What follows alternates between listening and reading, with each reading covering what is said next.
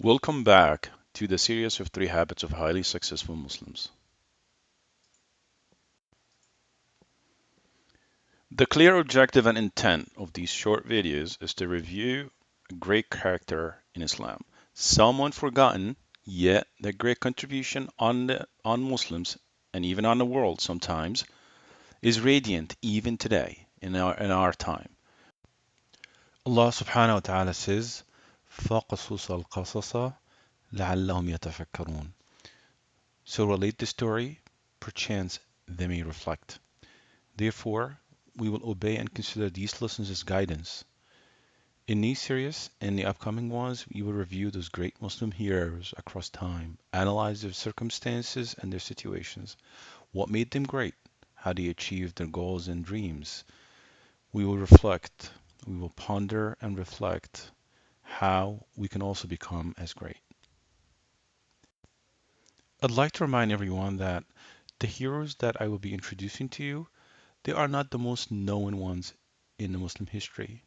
Nonetheless, their impact is felt on humanity, on Muslims, and on humanity as a whole, even until today. Our character today is indeed a noble and a true Muslim hero.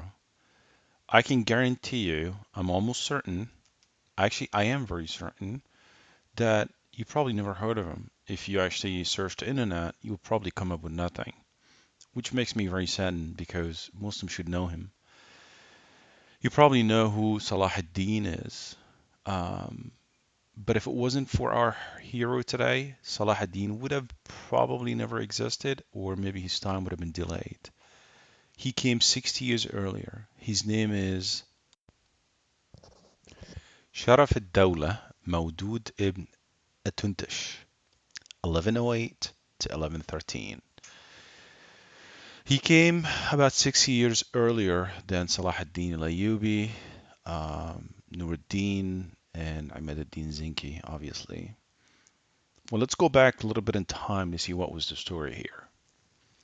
If you recall that the Second Crusade actually ended in 1099. It started in 1096, the course of 3 years.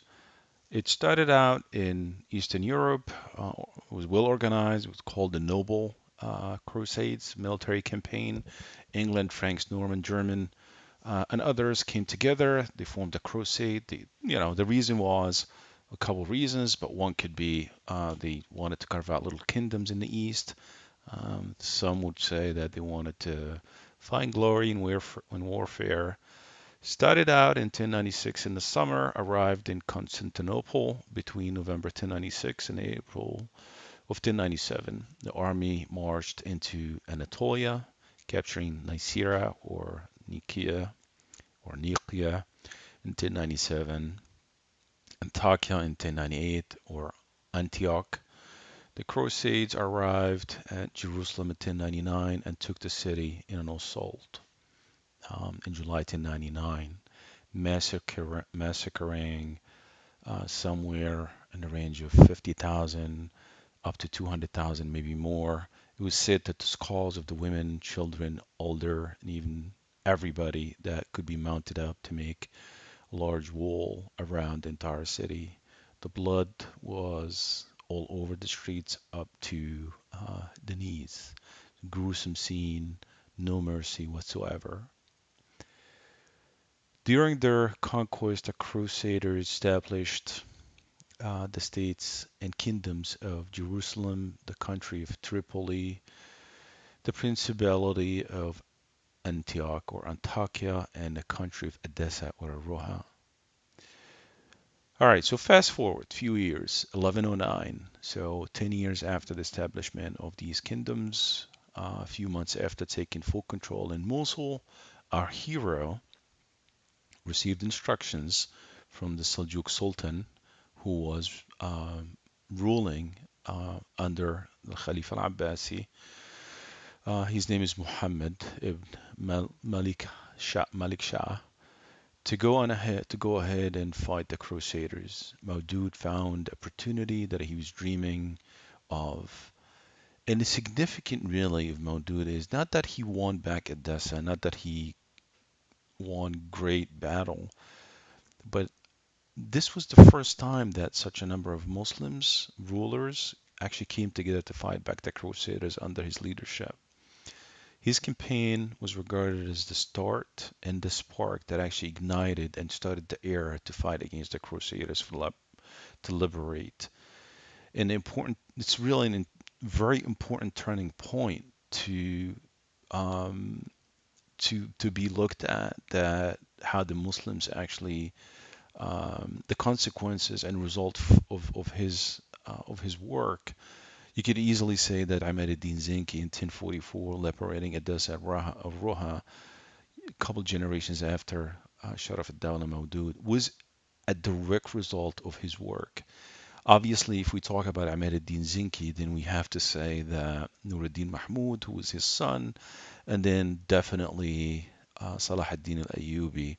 And I wouldn't be exaggerating if I would say that after 200 years in 1291, Al-Ashraf Khalil, who was actually moving at this time was Mamluk time, but 200 years uh, of of fighting back under Islamic ruleship to liberate the Muslims from the Crusades was actually attributed back to Sharaf Ad-Dawlah Mawdood, in my opinion.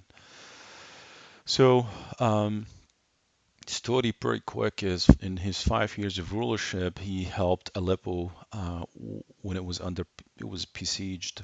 And the ruler of Aleppo was actually a betrayal person who, after Sharaf ad-Dawla Mawdud broke out the besiege on him and helped Aleppo, he actually shut down the doors and didn't allow him to come through. So his full intent was completely pure. He didn't want to create any problems. He found another opportunity when Damascus called for help. He left and he went to help Damascus in 1113. And during the years, those 4 years or 5 years, he besieged Edessa, Roha a few times, but he was never able to actually crack in and win it back or capture it back. But when he helped Damascus, he won a war. It's called Sanabra, or a battle against the Christians. This was the first time in 15 or 16 years that the Muslims were actually able to assemble an army under a true leadership and win an actual battle against the Crusades. And I wouldn't say Christians, I'm going to say Crusades, as the Muslims and Arab used to call them, Al-Farinja, or Crusades. Um, at this point, the Damascus ruler welcomed him inside his castle. The Damascus ruler was said that he had some affiliation with Al-Ismailiyya, Al-Fatimiyya, Al-Ubaidiyya, or some sort of, and he had a different intention. You can see that Mawdud was there to help him. Meanwhile, by welcoming him inside the walls of Damascus, he actually killed him. It was said that he ordered him to be killed, and the true honesty and feeling that every time I tell this story about Maudud, that you can find out how this person ended his life. His life ended. He was basically fasting, and he was walking inside the mosque to pray, and he got stabbed from the back. Maudud was Shaheed. He was the spark and the ignite that changed in the course of crusades forever. I consider him to be a true hero of Islam. Maudud stood by betrayal.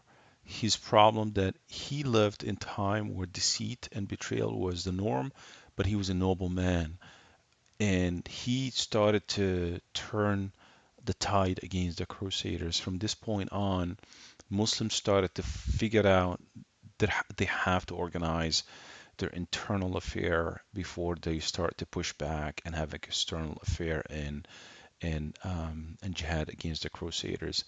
Maudud was the reason for that. Now, what would we learn from his story? We learn that if you're faithful to your own cause, you will succeed, even though he personally did not win back Odessa. That was his dream, but he did spark a complete revolution, which resulted in 200 years after his time of a complete liberation. Salah ad-Din was a direct result of that. Nour-Aldeen Mahmoud was a direct result of that. Allah Ashraf Khalil and so many others. Ahmed ad-Din Zinki was actually a student of Mawdood. I want to say that if you have a goal, please continue on your goal. Stay consistent. Do never give up your goal. Be like Mawdood in a different time, in a different circumstances. Learn that positive mind will give you positive life. Negative mind will never give you a positive life. I've said that so many times. I'm going to continue to say it every time I have these lessons. Start small, plan, learn, educate yourself, know your weakness, know your strength. What are you good at? What are you not good at? Do not be someone else. Be yourself. Be true to yourself. Define your goals. Write them down. Start small. Do not ever give up. Ever give up. Believe in yourself. Believe that you have potential and you will get there. This is my advice to you. Every time we're going to talk about one of our Muslim heroes, the ones that are forgotten, we are going to ponder, we are going to reflect. May Allah bless you, and I'm looking forward to our next character to talk about. Assalamu alaikum.